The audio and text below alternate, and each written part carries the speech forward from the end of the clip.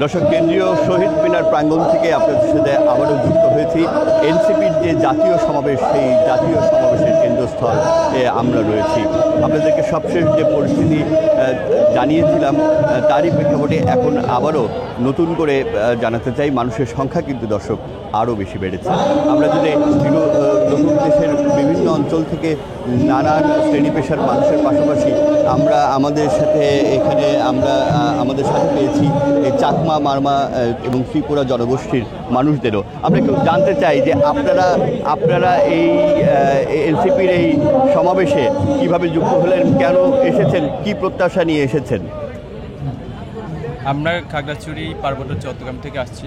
খাগড়াছড়ি পার্বত্য চট্টগ্রাম থেকে আমরা আমাদের যে এনসিপির জাতীয় নাগরিক পার্টি দক্ষিণাঞ্চল সংগঠন অ্যাডভোকেট মঞ্জুরা সুলতানা জুমা আপুর উদ্যোগে আমরা এখানে আসছি। আমরা জেলা সংগঠক হিসাবে আসছি এখানে আমরা চাকমা, মারমা, ত্রিপুরা সবাই আসছি। আমরা 2টা বাস চলে আসছি এবং একটা হাইস গাড়ি করে। এখানে আসার মেইন কারণ হচ্ছে আমরা প্রথম থেকে সেই জাতীয় নাগরিক কমিটিতেও যুক্ত ছিলাম।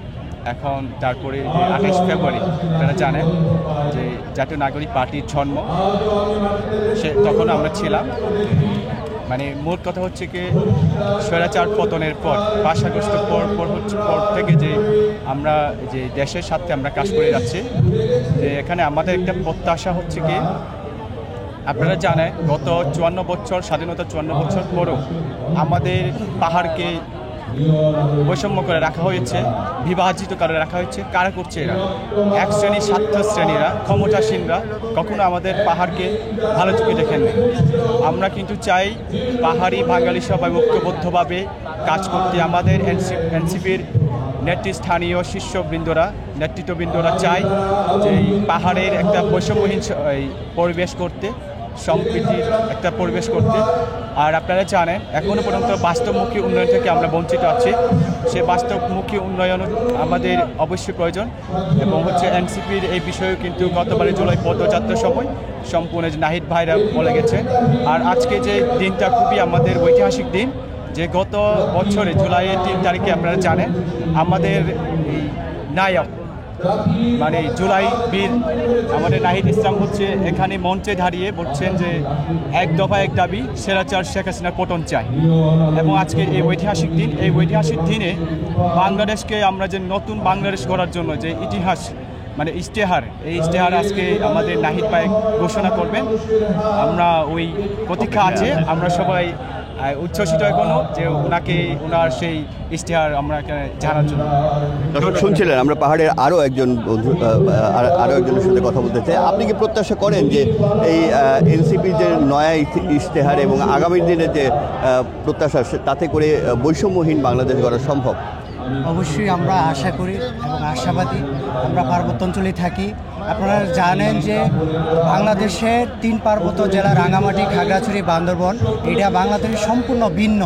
ওইখানে বিভিন্ন জাতিগোষ্ঠী বসবাস করে। তো অতীতে যে স্বৈরাচার সরকার শাসন করেছিলেন, সেখানে প্রত্যেকটা মুহূর্তে আমরা বৈষম্যের শিকার হয়েছি। আমি আমরা ত্রিপুরা হিসাবে দাবি রাখতে চাই এনসিপির কাছে যে আমরা যে নতুন বাংলাদেশ পেয়েছি, এই বাংলাদেশ হবে সম্পূর্ণ বৈষম্যহীন। যে আমরা খাগড়াছড়িতে অনেক বৈষম্য সৃষ্টি হয়, শিকার হই আমরা, যে আমাদেরকে সরকার থেকে যে পাঠায়, যে এই অনুদান বা কোনো কিছু যদি পাঠায়, সেটা আমাদের পাহাড় পর্যন্ত দৌড় করে পৌঁছায়। সেই ক্ষেত্রে নাহিদ ভাইকে আমরা ধন্যবাদ জানাই। গত বছরে 2024 সালে এই দিনে এক দফা এক দাবি, স্বৈরাচার হাসিনার পতন চাই। তাই আমরা সেই ইশতেহারকে কেন্দ্র করে, সেই ইশতেহারকে সাক্ষী রেখে আজকে আমরা এটা বাস্তবায়ন করতে চাই। এটাই ছিল আমাদের প্রত্যাশা। দর্শক শুনছিলেন যে পাহাড়ের মানুষেরাও কিন্তু এখানে মিলিত হয়েছেন একটি প্রত্যাশা নিয়ে, যে বাংলাদেশে পাহাড় এবং সমতলে কোনো বৈষম্য থাকবে না।